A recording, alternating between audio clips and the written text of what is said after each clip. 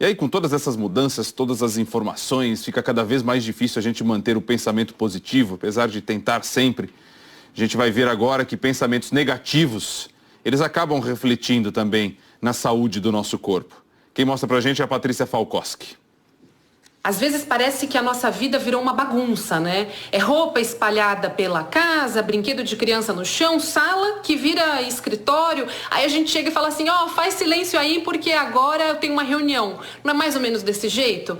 E para quem tá sem trabalhar, então, é preocupação em dobro, fica até sem dormir e vem aquela sensação de medo, insegurança, angústia. Afinal, o que vem depois disso tudo? O que nos espera? Com certeza você já se fez essa pergunta muitas e muitas vezes. Só que, olha, a gente tem que prestar atenção em todos esses sentimentos, porque eles afetam o nosso corpo, o nosso sistema imunológico. E nesse momento de pandemia, a gente não pode descuidar dele. Os médicos dizem que quando a gente fica muito nervoso, preocupado, estressado, começam as dores de cabeça, coriza, dor de garganta, sintomas de sinusite. Aí não dá vontade de fazer nada, é a tal da indisposição. E quem trabalha fora de casa também fica preocupado, claro, tudo mudou. Máscara é uso obrigatório, não dá nem para pensar em não ficar com ela, principalmente para proteção de quem está lá em casa.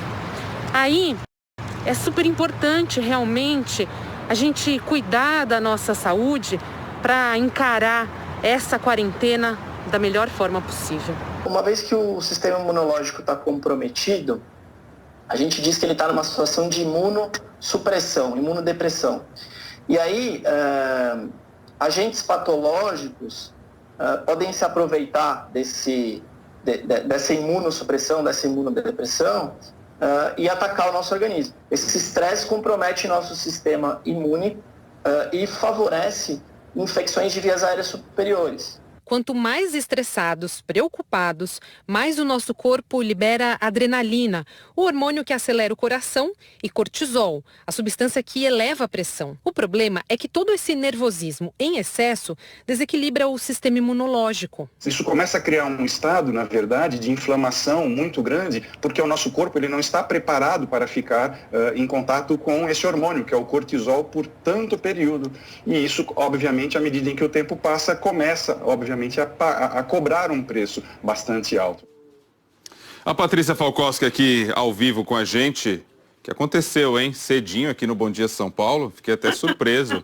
6h53 agora. Veio prestigiar a sua própria reportagem? Olha, Rodrigo, eu vou te dizer bom dia para você, para todo mundo ligado no Bom Dia desde cedo. Não tá fácil entrar nesse jornal não, viu? Eu tive que apelar para instâncias aí superiores. Primeiro eu fui lá no Ronaldo Pasqualino, produtor. Falei, Ronaldo, vamos fazer essa pauta? Ele topou, super empolgado.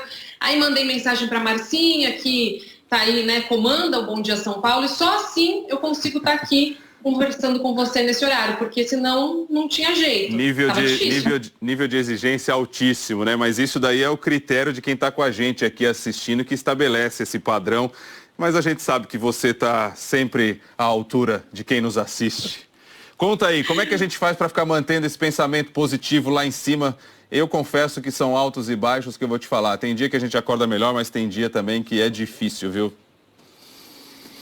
É complicado, Rodrigo. É uma coisa importante de destacar para as pessoas que estão cumprindo a quarentena direitinho. Você e a Glória falavam desde o começo sobre a taxa de isolamento que está tão baixa ainda, né? Só que tem muita gente que está respeitando, está em casa, cuidando da saúde de quem fica, cuidando da saúde de todos nós. Então é muito importante falar também para essas pessoas, para elas não falarem, poxa, eu estou aqui fazendo tudo certinho e como é que fica? Pois é, por isso essa reportagem super bacana para mostrar que tem sim esse efeito no corpo, no sistema imunológico, mas dá para a gente sair dessa corrente de preocupação olhando para dentro, para os nossos sentimentos, com pequenas atitudes positivas todos os dias, sem a gente se cobrar tanto, né? Sem a gente ficar toda hora assim, nossa, como é que vai ser, como é que não vai ser? Devagar, aos poucos. E agora vocês vão acompanhar um monte de dicas bem especiais que a gente preparou e trouxe para o pessoal do Bom Dia.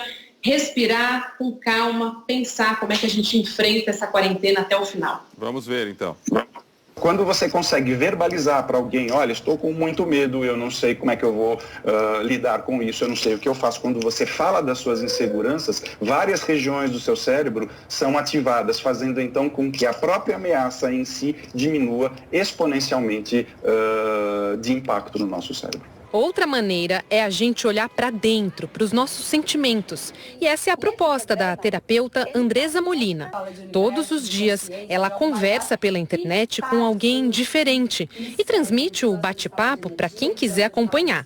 E qual é a meta e o objetivo agora? É olhar para dentro, né? Então, o que é que tem aqui dentro que precisa florescer?